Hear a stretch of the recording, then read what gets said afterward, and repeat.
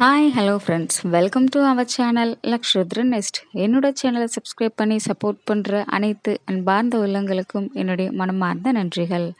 இந்த பதிவில் என்ன பார்க்க போகிறோன்னா, மாசி மாத பௌர்ணமி. பௌர்ணமி என்றால் என்ன, பௌர்ணமியின் முக்கியத்துவம், பௌர்ணமிக்கு இருக்கும் விரத முறை, அதன் பலன்கள், பௌர்ணமி அன்று என்ன செய்யலாம், பௌர்ணமி எப்போது, எந்த நேரம், இதனை பற்றி இப்பதிவில் காணலாம். பௌர்ணமி அல்லது பூர்ணிமா என்று அழைக்கப்படும் முழு நிலவு சந்திரனின் படிநிலையின் 15வது நாளாகும்.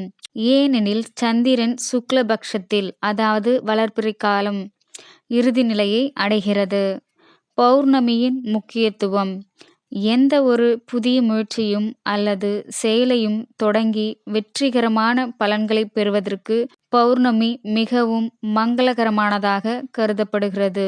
அறிவியல் ரீதியாக பூமியுடன் ஒப்பிடும்போது சந்திரனின் இருப்பிடம் இந்த நாளில் கிரகத்தின் மீது வேறுபட்ட காந்த ஈர்ப்பை ஏற்படுத்துகிறது. இதனால் உடலில் இயற்கையாகவே மேல் நோக்கி இயக்கம் ஏற்படுகிறது. உங்கள் மூளைக்கு இரத்த ஓட்டம் அதிகரிக்கிறது. மேலும் இந்த நாளில் உள்ளார்ந்த தரம் மேலும் மேம்படும் என்றும் நம்பப்படுகிறது. ஒரு பௌர்ணமி அல்லது பௌர்ணமி நாள் தேவியின் சக்தியை வழிபடுவதற்கும் வளமான வாழ்க்கைக்காக அவர்களின் மகத்தான ஆசைகளை பெறுவதற்கும் ஏற்றது. இந்த நாள் விஷ்ணுவை சத்தியநாராயணனாக வழிபடுவதற்கும் உகந்ததாக கருதப்படுகிறது. பௌர்ணமி அன்று சிவபெருமானை வழிபடுவதோடு மட்டுமல்லாமல் கேதுவின் தெய்வமான விநாயகரை வழிபடுவதும் சிறப்பாகும். ஆனால் இந்த ஆண்டு பௌர்ணமி மகம் நட்சத்திரம் முடிந்த பின்னர் பூர நட்சத்திரத்தில் தோன்றுகிறது. வியாழன் மற்றும் வெள்ளி அன்று பௌர்ணமி திதி வருவது, அம்பாள் நட்சத்திரமான பூரம் அன்று பௌர்ணமி இருப்பது மிக மிக விசேஷமானதாகும். பௌர்ணமி நாள் விரத முறை: பௌர்ணமி நாளில் விரதம் இருப்பது அதிகாலையில் புனித நீராட்டத்துடன் தொடங்குகிறது. வீடுகள் மற்றும் பூஜை பீடம் சுத்தம் செய்யப்பட்டு தெய்வத்திற்கு சிறப்பு பூஜை செய்யப்படுகிறது. பௌர்ணமி நாளில் அசைவ உணவு உண்பதை தவிர்க்கவும். மக்கள் நாள் முழுவதும் தெய்வத்திற்கு பயபக்தியுடன் விரதம் இருப்பார்கள் அல்லது பால் மற்றும் பழங்களை மட்டுமே உட்கொண்டு பகுதி விரதம் இருப்பார்கள். பூஜையின் போது சிறப்பு பிரசாதம் தயாரிக்கப்பட்டு தெய்வத்திற்கு சமர்ப்பிக்கப்படுகிறது, பின்னர் கூட்டத்தினருக்கு விநியோகிக்கப்படுகிறது. பூஜை முடிந்த மறுநாள் முழு நிலவின் தரிசனம் மற்றும் பிரசாதம் உட்கொள்ளலுடன் விரதம் முடிவுக்கு வருகிறது. பௌர்ணமியுடன் தொடர்புடைய பண்டிகைகள்: பௌர்ணமி அல்லது பௌர்ணமி நாள் பொதுவாக விரதமிருந்து சக்தி வாய்ந்த மும்மூர்த்திகளை, அதாவது பார்வதி, லக்ஷ்மி, சரஸ்வதி அல்லது உங்கள் இஷ்ட தெய்வத்தை வழிபடுவதற்கு உகந்த நாளாக கருதப்படுகிறது. குறிப்பாக தமிழ் மாதங்களான சித்திரை, ஆடி, கார்த்திகை, வைகாசி மற்றும் மாசி ஆகிய மாதங்களில் பௌர்ணமி நாளில் விரதம் இருப்பது மிகவும் நல்லதாக கருதப்படுகிறது. சித்ரா பௌர்ணமி செயல்களின் கணக்காளரும் மரணக் கடவுளான யமனின் உதவியாளருமான சித்திரகுப்தருக்கு அர்ப்பணிக்கப்பட்ட ஒரு நாளாகும். இந்த புனித நாளில் விரதம் இருப்பது உங்கள் அனைத்து பாவங்களையும் நீக்கும். சிவபெருமான் தலைமை தெய்வமாக இருக்கும் திருவண்ணாமலையை சுற்றி இந்த நாளில் புனித நடைப்பயணம் மேற்கொள்ள மக்கள் பொதுவாக திட்டமிடுகிறார்கள். இந்திரன் பூமியில் சிவனை வழிபட்டு தனது அனைத்து பாவங்களிலிருந்து விடுபட்ட வரலாற்று நிகழ்வை நினைவு கூறும் வகையில் இந்திரனுக்கு இந்த நாள் அர்ப்பணிக்கப்பட்டுள்ளது. இது தென்னிந்தியாவின் மதுரையில் சித்ரா பௌர்ணமி நாளில் நடந்ததாக நம்பப்படுகிறது. இந்த நாளில் தமிழ்நாட்டில் உள்ள மதுரை மீனாட்சி அம்மன் கோவில் தேவேந்திர பூஜை நடத்தப்படுகிறது. தமிழ் மாதமான ஆடி மாதத்தில் முழு நிலவு நாள் குரு பௌர்ணமியாக கொண்டாடப்படுகிறது. இது பண்டைய முனிவர் வியாசரின் பிறந்த நாளை குறிக்கிறது. பௌர்ணமி விரதத்தின் பலன்கள்: பௌர்ணமி நாளில் விரதம் இருப்பது பின்வரும் நன்மைகளை அளிக்கும். தெய்வீக பெண் சக்தியை வழிபடுவது செழிப்பு, வீரம், அறிவு, செல்வம் மற்றும் மகிழ்ச்சியை ஆசீர்வதிக்கும். சத்திய நாராயண வடிவில் விஷ்ணுவை வழிபடுவது மிகுதி, செல்வம் மற்றும் ஒட்டுமொத்த நல்வாழ்வை அளிக்கும். ஆரோக்கியமான, செல்வந்தமான மற்றும் வளமான வாழ்க்கையின் ஆசீர்வாதம்.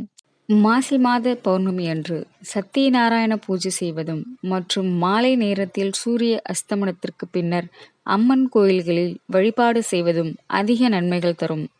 மாசி மாத பௌர்ணமி அன்று திருவண்ணாமலை கிரிவலம் செல்லும் சமயம் வண்டுகள் மொத்தமாக பறக்கும் காட்சியை பார்க்கும் வாய்ப்பு உங்களுக்கு ஏற்படுமானால் உங்களின் பல மனித பிறவிகளின் கர்மங்கள் அந்த நொடி பொழுதே தொலைந்ததாக ஐதீகம். இப்பிறவிக்கு பிறகு இனி பிறவா நிலை உங்களுக்கு கிடைக்கும்.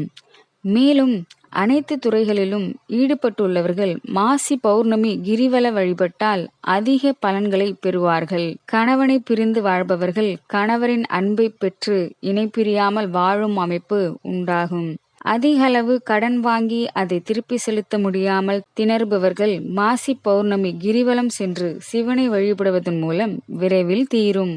2025 மாசி மாத பௌர்ணமி திருவண்ணாமலை கிரிவலம் செல்ல உகந்த நேரம் மார்ச் 13, 2025 காலை 11:24 மணிக்கு பௌர்ணமி திதி தொடங்குகிறது.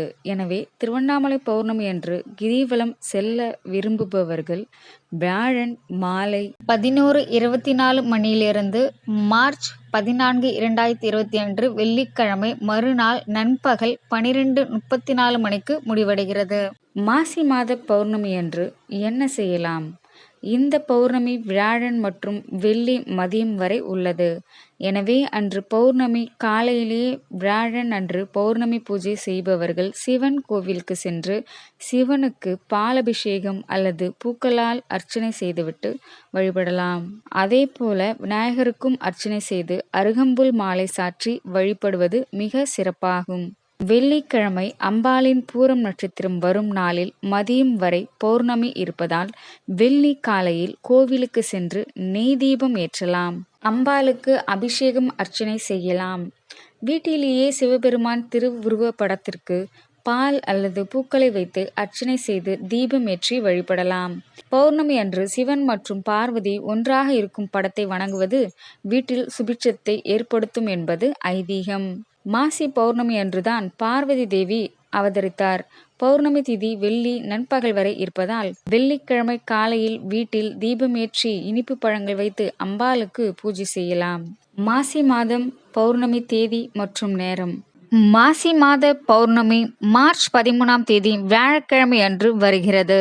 மார்ச் 13 காலை 10:35 பௌர்ணமி திதி ஆரம்பமாகிறது. மார்ச் 14 மதியம் 12:23 பௌர்ணமி திதி முடிவடைகிறது. இத்தனை சிறப்புகள் மிகுந்த மாசி மாத பௌர்ணமி அன்று இறைவனை பூஜித்து இறைவன் அருளை பெறுவோம். இந்த பதிவு உங்களுக்கு பிடிச்சிருந்தா லைக் பண்ணுங்க, ஷேர் பண்ணுங்க, சப்ஸ்கிரைப் பண்ணுங்க, கமெண்ட் பண்ணுங்க. நன்றி, வணக்கம். தேங்க்ஸ் ஃபார் வாட்சிங்.